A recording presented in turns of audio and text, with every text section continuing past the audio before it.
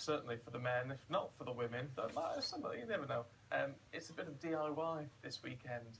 Last year, UK households spending on DIY increased by 10% to more than £5 billion.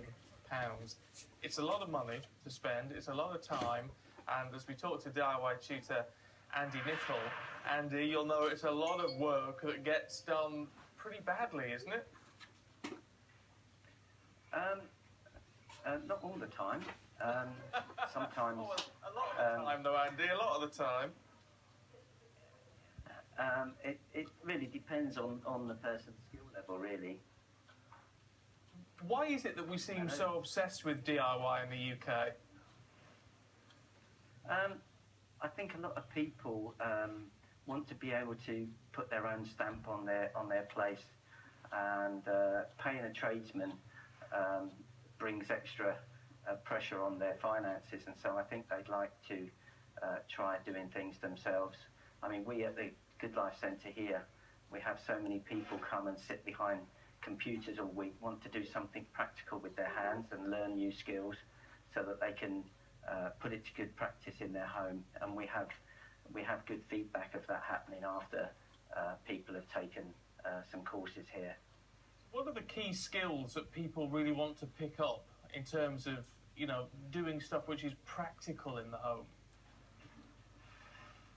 I think the main skills are measuring accurately, being able to use a saw, use a power drill. Most of the DIY tools, using chisels and things properly. I think that covers most everything they can do with those few skills. I'm a bit surprised at that, because that is very basic stuff, clearly. I mean, obviously you need to know the basics to do a half-decent job with anything, but I thought there'd be perhaps an obsession with knowing how to put up a set of shelves properly without them falling down or being at an angle. Well, yeah, I mean, obviously you need to know how to use the tools, but we also teach DIY classes here where you can learn how to drill into a different strata to fix things too. Obviously, you need a greater knowledge of those types of skills, and most of the time, you're either going to go and take a course or you take your chances. And some people have put drills through pipes and all sorts, and so sometimes a little knowledge is dangerous, but it would be good for folks to really up their game. I just wonder, Andy, these various things. How many of your students, if you like, are men being frog marched to you by their wives or girlfriends, desperately trying to avoid another DIY disaster? Does that happen? Not necessarily.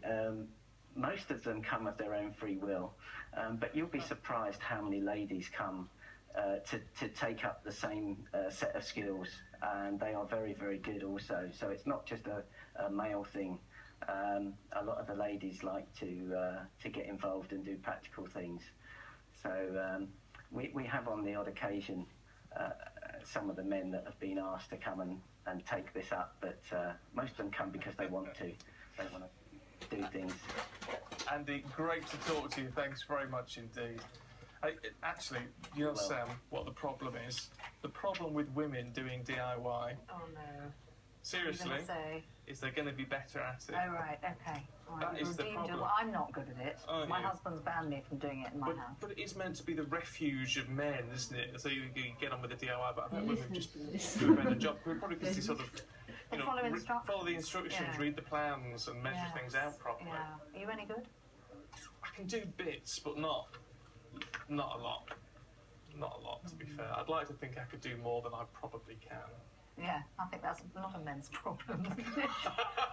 Yes, actually, that's probably right. Probably stereotypical man as far as that goes. Anyway, I tell you what I don't get is airsick.